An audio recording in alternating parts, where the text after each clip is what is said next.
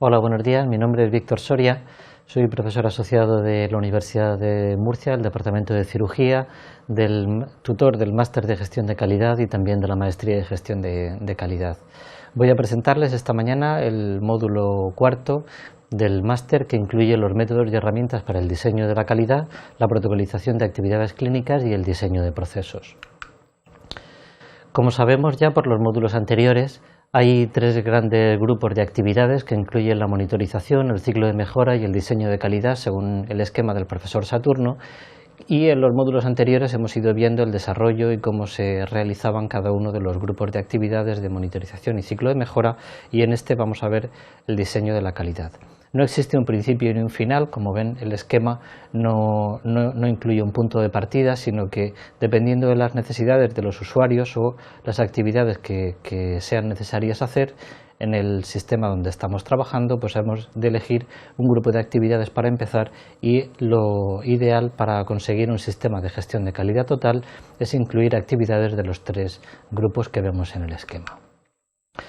El punto de partida de las actividades de diseño de calidad suele ser o bien la identificación de las necesidades y expectativas de los usuarios o clientes a los que va dirigido el servicio, o bien la programación de un nuevo servicio. El objetivo del grupo de actividades de diseño es diseñar los procesos de atención para conseguir los resultados deseados. El diseño de calidad en los servicios de salud se puede definir en general como que diseñar la calidad es prevenir la aparición de problemas y garantizar unos resultados predeterminados. En general, esta es una definición que se puede aplicar a la industria o cualquier otro sistema de trabajo, pero en los sistemas de salud en concreto se define como saber lo que hay que hacer para solucionar los problemas de salud, satisfacer las expectativas de los usuarios y poner los medios y organizar los procesos de forma que sea lógico, fácil e inevitable ofrecer un servicio con la calidad esperada. El esquema básico para empezar y terminar este grupo de actividades parte por identificar quiénes son los clientes, usuarios o receptores del servicio. A partir de ahí se deben definir los objetivos y resultados que esperamos conseguir con este grupo o con esta actividad, se definen las tareas a realizar y por último se definen los procesos y se diseña en sí la herramienta de diseño de calidad que hayamos decidido que es idónea para resolver los problemas que hemos detectado. En diseño de calidad vamos a considerar clientes todos aquellos en quienes repercuten los procesos o servicios que estamos considerando. El punto de partida más genuino, como he comentado anteriormente, es el diseño de calidad a partir de las necesidades y expectativas de los clientes a los que va dirigido. Y vamos a explorar en este módulo distintas herramientas, pero en concreto vamos a centrarnos un poco más en una de estudios cualitativos, que son los grupos focales. Les voy a poner a modo de ejemplo cómo debe funcionar o cómo debe diseñarse los métodos de investigación cualitativa, entre los cuales se encuentra la entrevista en profundidad, los informadores clave o bien los grupos focales. Este último grupo, que también se conoce como grupos de discusión o entrevistas de grupo, suele constar de varias reuniones en las cuales se incluyen un grupo entre 8 y 10 personas. Son reuniones que duran aproximadamente entre 1 y 2 horas y que suele haber un moderador, que es el que sugiere o suscita los temas que quiere que se discutan en el grupo focal, y un asistente que toma notas que luego servirán para elaborar el informe. En común, este grupo de pacientes suele tener una experiencia que han vivido, que puede ser una intervención por cirugía mayor ambulatoria, una intervención por un tumor, etcétera, y que tienen en común todos los pacientes o el grupo de participantes a los que se le ha invitado a participar en este grupo. A partir de ahí, no tiene que haber un consenso, sino que es interesante que cada uno de los participantes exponga su punto de vista, que luego será recogido, analizado e incluido en el informe del grupo focal. Este tipo de investigación pues produce datos relativos a percepciones, sentimientos, maneras de pensar de un grupo reducido de pacientes cuando es en un servicio de salud, de los que interesa recoger su opinión y cuáles son sus necesidades y expectativas que nos servirán para elaborar o para diseñar la actividad de diseño que estamos pensando. Hay distintas herramientas de diseño de calidad. Nos vamos a centrar en algunas, tanto en el máster como en esta presentación, pero son múltiples las herramientas de las que podemos disponer. La más conocida y también la que más está extendida en el mundo sanitario son los protocolos o las guías de práctica clínica. También hablaremos de las vías clínicas o caminos críticos, la gestión de procesos y otros recientemente importados de la industria como el benchmarking, en el que ya existen numerosas incorporaciones en el mundo sanitario, o el método de Taguchi, que todavía es un método que no ha tenido mucha incorporación en la asistencia sanitaria. En concreto, las guías de práctica clínica o protocolos clínicos, según la definición del Instituto de Medicina Americano, consisten en la exposición de principios o recomendaciones desarrollados de forma sistemática para facilitar la toma de decisiones apropiadas en la atención a los pacientes en una situación clínica específica.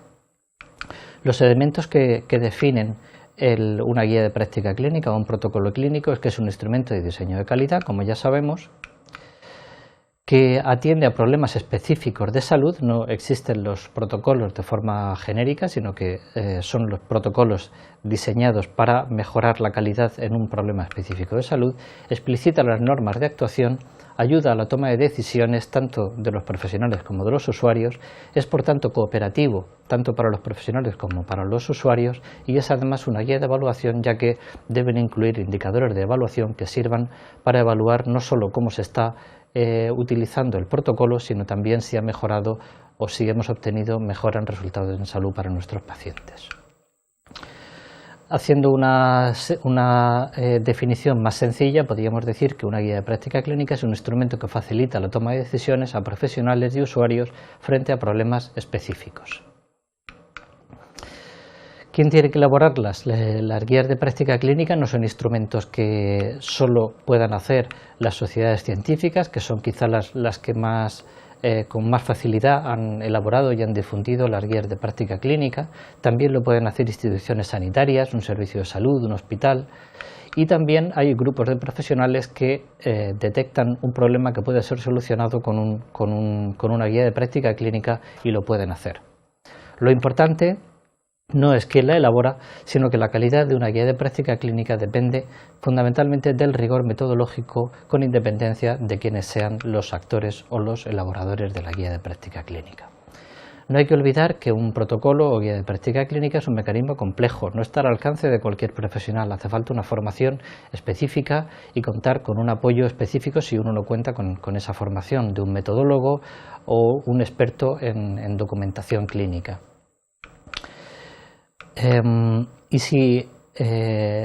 También podemos acudir para elaborar la guía de práctica clínica, o bien para poder utilizarlas, a catálogos tanto internacionales como nacionales. Es de destacar el catálogo del HRQ, que podemos ver en la página web que ven en la pantalla, o también en español podemos disponer de las páginas de Fisterra, que tiene un catálogo muy interesante para guías de práctica clínica de atención primaria, el catálogo de Guía Salud o el catálogo del Centro Nacional de Excelencia Tecnológica de México. No hemos de olvidar que cuando uno recurre a un recurso externo que han elaborado otros profesionales, para poder incorporarlo a nuestra práctica clínica hace falta una adaptación local. Los profesionales tenemos que ver si esas recomendaciones son utilizables en nuestro medio, y hace falta también un sentimiento de pertenencia de esa guía en el medio en el que se va a aplicar. Las guías de práctica clínica deben contar, para ser unas guías de buena calidad y que podamos utilizar y aprovechar sus recomendaciones en el medio en el que nos estamos moviendo, una serie de atributos. Como ven en la pantalla, esta fue la definición de Phil, también del Instituto de Medicina Americano, en la publicación de Clinical Practice Guidelines, y ya en 1991 diseñó una serie de atributos que debe contener una guía de práctica clínica para considerarse de buena calidad. El más importante de ellos es la validez, ya que es imprescindible contar con este atributo, que se puede comprobar su presencia porque una vez que se comprueba que existe, es altamente probable que se puedan alcanzar sus objetivos. ¿Cómo se comprueba que existe o que tiene una guía de práctica clínica el atributo de validez? Pues evaluando la evidencia científica que justifica las recomendaciones que hemos incluido. Para ello tenemos que evaluar si es correcto el método de identificación y de selección de la evidencia, si hay una relación entre la evidencia y las recomendaciones, si se han estudiado y explorado los beneficios esperables y los riesgos potenciales para los pacientes y también si los costes esperables por la aplicación de las recomendaciones se han incluido dentro de la guía o protocolo. Otro apartado de este máster incluye la evaluación de un protocolo clínico o una guía de práctica clínica. Este hecho es especialmente interesante cuando tenemos que decidir si aplicamos este protocolo que hemos seleccionado de una guía o una referencia de guías de práctica clínica en nuestro medio. No podemos utilizar de forma alegre cualquier guía de práctica clínica o protocolo que hemos encontrado en cualquier catálogo. Para ello utilizamos, siguiendo con el método anterior, un listado de criterios para saber si se cumplen los atributos que previamente habíamos comentado. Para ello hay muchas herramientas de evaluación. Hay dos específicas que se pueden ver en el máster y que son especialmente útiles para evaluar la calidad de una guía de práctica clínica, pero empezando un poquito por la historia, tenemos que ver que la primera herramienta de evaluación también fue propuesta por el Institute of Medicine de Norteamérica y que incluye una serie de criterios que pueden ver aquí. Una serie de criterios y de subcriterios que al final esta herramienta, que se publicó en 1992, incluía 100 ítems para valorar si una guía de práctica clínica era de suficiente calidad o no. Como defectos de esta herramienta o problemas que suscitaron el que no fuera una herramienta ampliamente utilizada, primero era el número de ítems. 100 ítems era, digamos, una herramienta bastante laboriosa de utilizar. Algunos de ellos tenían valoración subjetiva y otros era imprescindible que fueran valorados por expertos. Por tanto, a partir de ahí surgieron dos adaptaciones, la adaptación británica con solo 37 ítems o la adaptación americana con 25 ítems. Vamos a destacar, porque hoy día es la herramienta que tiene más difusión en el ámbito de la evaluación de guías de práctica clínica, el proyecto AGRI. El proyecto AGRI es una nueva adaptación de la adaptación previa británica que incluye solo 23 ítems con 4 opciones de respuesta. La colaboración AGRI, que se publicó la herramienta original en 2003 por un grupo internacional de colaboradores y elaboradores de guías de práctica clínica que se constituyeron, como ya les he dicho, en un grupo de trabajo llamado o denominado Colaboración AGRI. El objetivo fue desarrollar una herramienta que sirviera para evaluar la calidad formal de las guías, de todo tipo de guías.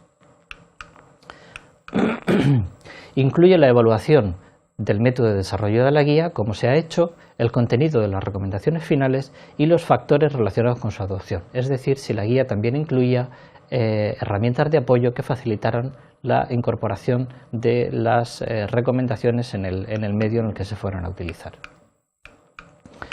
La colaboración AGRI hizo, como ya les he dicho, el instrumento AGRI con 23 ítems divididos en 6 dominios o también denominados atributos de la calidad. Se creó a partir de ahí el consorcio AGRI Next Steps Consortium con los objetivos de mejorar las propiedades métricas del instrumento original, de refinar los ítems y de mejorar el documento o la documentación de apoyo. A partir de ahí el resultado fue el AGRI 2, que hoy día podemos considerar que es la herramienta más difundida para evaluar las guías de práctica clínica. Una serie de consideraciones tanto de la herramienta AGRI como del método o de cualquier otra herramienta de evaluación de guías de práctica clínica. Resultado no equivale al número de criterios cumplidos o incumplidos, es decir, un protocolo no es mejor porque tenga 36 puntos que un protocolo que tenga 31. Según el tipo de protocolo y el tema a protocolizar van a ser más relevantes unos u otros. Obviamente el tema de la evidencia científica va a ser de extrema importancia cuando estamos hablando de una guía de práctica clínica de uso de antihipertensivos y, sin embargo, la participación o la incorporación de la perspectiva del paciente va a ser extremadamente importante en un protocolo de tratamiento, de prevención o de asistencia a violencia de género. Como les digo, dependiendo del tipo de protocolo, el número o los determinados criterios van a ser más importantes que otros. La calidad formal del documento puede ser condición necesaria, pero no suficiente. Esto significa que nosotros podemos evaluar si el protocolo tiene una serie de criterios, pero no podemos saber si luego el protocolo tiene un cumplimiento adecuado, y luego tampoco se incluye en la evaluación formal del protocolo la efectividad, es decir, si hemos conseguido mejorar los resultados en salud de nuestros pacientes si nos atenemos, por ejemplo, a un ámbito sanitario.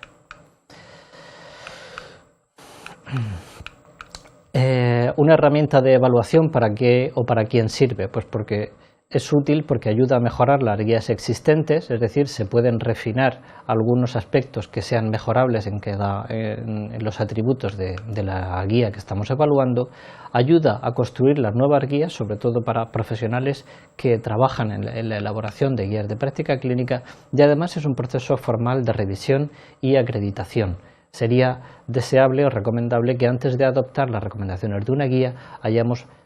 pasado una plantilla de evaluación y sepamos si esa guía tiene una calidad suficiente, por lo menos en los atributos que más nos interesan, antes de incorporar sus recomendaciones en nuestra práctica diaria. Vamos a pasar por último a exponer algunos aspectos relacionados con las vías clínicas. Las vías clínicas se pueden o lo podemos encontrar en la literatura también como caminos clínicos, vías de atención integral, gestión de casos, gestión de procesos, mapas de cuidados, o bien en la literatura anglosajona como los clinical pathway, los critical pathway o los care plans, sobre todo cuando nos referimos a planes de cuidados o cuidados de enfermería. Las vías clínicas pueden definirse como herramientas de gestión clínica que organizan y determinan la secuencia y duración de las intervenciones de todo tipo de personal sanitario y departamentos para un particular tipo de caso o condición. Pongo, por ejemplo, que se puede hacer una vía clínica sobre la artroplastia de cadera, el cuidado de estómago, la infección urinaria, la colecistectomía laparoscópica, el neumotórax, etc. El inicio de las vías clínicas, al igual que la mayoría de herramientas de diseño de la calidad, proviene, digamos, de otros ámbitos diferentes del sanitario. De hecho, las vías clínicas